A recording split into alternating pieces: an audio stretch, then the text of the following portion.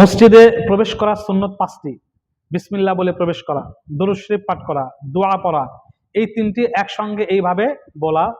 বিসমিল্লাহি ওয়াসসালাতু ওয়াসসালামু আলা রাসূলিল্লাহ, আল্লাহুম্মা ইফতাহ লি আবওয়াবা রাহমাতিক। তিনটা একসাথে আমরা অনেকেই বলতে ভুলে যাই, এইভাবে পাঠ করা উচিত। বিসমিল্লাহি ওয়াসসালাতু ওয়াসসালামু আলা রাসূলিল্লাহ, আল্লাহুম্মা ইফতাহ লি আবওয়াবা রাহমাতিক। 4 নাম্বার, মসজিদে প্রবেশ করার সময় আগে ডান পা প্রবেশ করানো। 5 নাম্বার, ইতিকাফের নিয়তে প্রবেশ করা। মসজিদে প্রবেশের সময় ইতিকাফের নিয়ত করা, নাওয়াইতু সুন্নাতাল ইতিকাফ, বা যতক্ষণ মসজিদে অবস্থান করব ততক্ষণের জন্য আমি ইতিকাফের নিয়ত করলাম। এইভাবে মনে মনে নিয়ত করে মসজিদে প্রবেশ করা। মসজিদ থেকে বের হওয়ার সুন্নত 5টি। বিসমিল্লাহ পরে বের হওয়া, দরুদ শরীফ পড়া, দোয়া পড়া, এই তিনটি একসাথে যেভাবে পাঠ করতে হবে।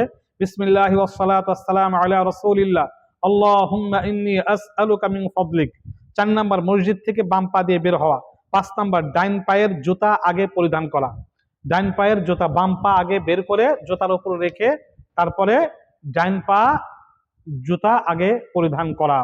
আমরা মসজিদে অনেকেই প্রবেশ করি কিন্তু মসজিদের সুন্নত গুলোর দিকে খেয়াল করি না। যদি আমরা প্রবেশের সময় যদি সুন্নত গুলোর দিকে খেয়াল করি তাহলে আমাদের মসজিদে ঢোকা যেরকম একটা নেকি হবে, নামাজ পড়া একটা নেকি, ঢোকার সময় আল্লাহ রাসূলের সুন্নত পালন করার কারণে আমরা অনেক নেকি অর্জন করে নিতে পারি। এজন্য এদিকে আমরা খেয়াল করব, আমরা এদিকে খেয়াল করব। মসজিদে আল্লাহুম্মা ইফতাহ লি আবওয়াবা রাহমাতিক, আল্লাহ এখন তোমার রহমতের ভিতরে আমি ঢুকছি, মেহেরবানি করে আমার জন্য তোমার রহমতের দরজা উন্মুক্ত করে দাও। মসজিদ থেকে বের হওয়ার পরে আল্লাহুম্মা ইন্নী আসআলুকা মিন ফাদলিক, আল্লাহ এতক্ষণ মসজিদে ছিলাম, এখন বাইরে তোমার অনুগ্রহ আমি যেন তালাশ করতে পারি, উপার্জন করতে পারি, আমি যেন গ্রহণ করতে পারি, অর্জন করতে পারি, সেই তৌফিক আমাকে দান করে দাও। এইভাবে দোয়াগুলো পাঠ করা এবং এর হিকমত তাৎপর্য বুঝে চলা উচিত। আমিন।